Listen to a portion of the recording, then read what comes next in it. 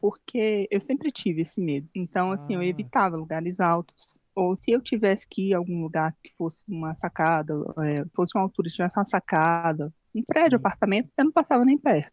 Estava bem longe. E lá em Camboriú tem um bondinho que ele passa por cima de uma montanha bem grande. E depois ele desce e conduz a gente para a praia, acho que é a Praia das Laranjeiras. Eu subi no bondinho, tirei foto, olhei para baixo. Depois eu fui no mirante, coisa mais linda do mundo. Tirei foto, tudo. E eu tirava foto assim, tirava minha foto e tirava foto do chão, claro, para dizer que eu estava ali olhando para o chão, Para mostrar a altura. sabe? Para mostrar a altura. Filmei tudo lá do bondinho. Cara, é muito, muito bom. Sejam bem-vindos ao projeto Acabe com a Fobia. E aí, Elivânia, como é que você tá? Tudo bem? Tô bem, sem fobia. Sim. Já deu um spoiler já. Já vou começar com a pergunta mais clássica que eu faço para todo mundo que tem alguma fobia ou que já teve. Qual foi o seu pior dia com a sua fobia? Olha, o pior dia foi no episódio, até o mesmo episódio que eu te contei quando a gente fez aquela reunião na empresa. Uhum. Foi quando nós viajamos, nós fomos para Maceió e acho que na expectativa da viagem eu acabei esquecendo onde eu estava.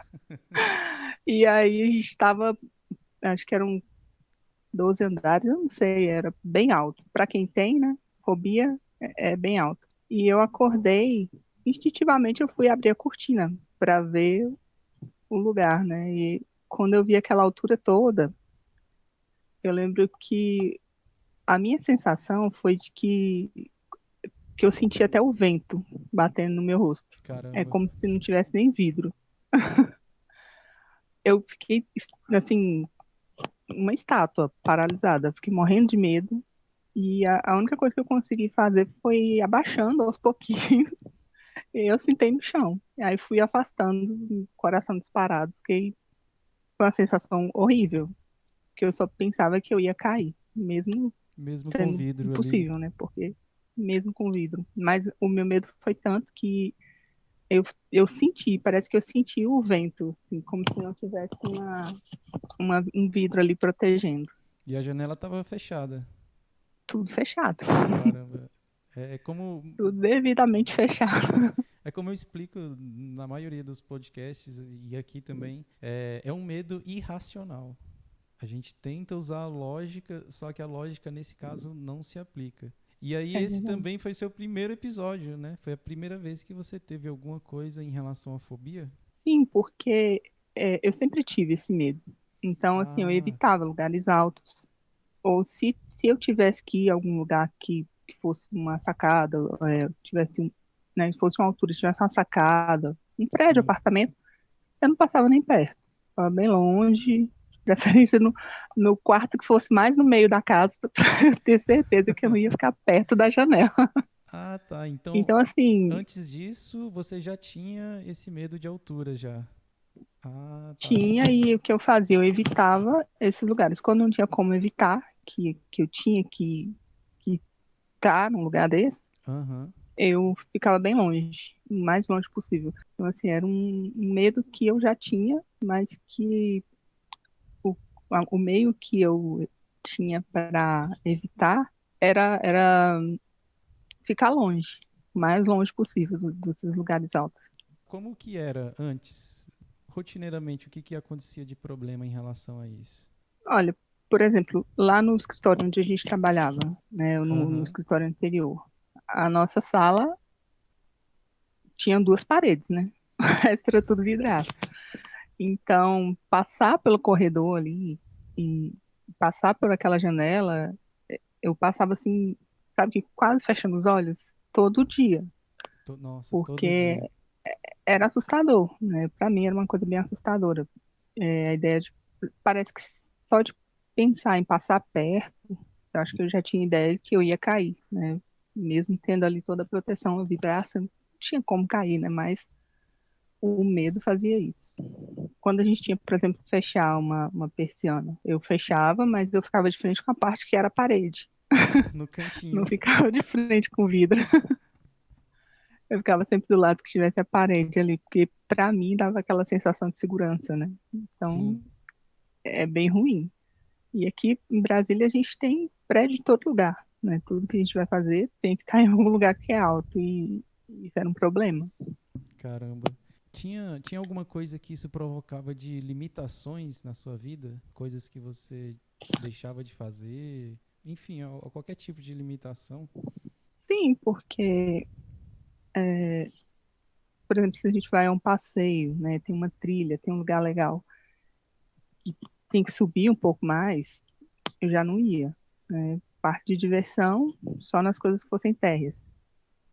E sim, tudo ficava meio limitado. Ou quando eu tinha que participar de alguma coisa, participava, mas era com aquele medo, aquele medo de acontecer alguma coisa ruim, né? Assim, eu sou apaixonada por paisagem, adoro pôr do sol, eu acho lindo. E eu ficava com raiva porque eu não conseguia, por exemplo, subir numa montanha para ver ali um pôr do sol. Um Tinha que ver do chão. mirante, por exemplo? E exatamente, eu ficava frustrada, porque eu acho muito bonito, mas eu tinha medo. E se eu fosse, era de longe. Então, sim, a gente não curte bem nem a vista, nem o passeio, né? Fica bem Uhum. ruim.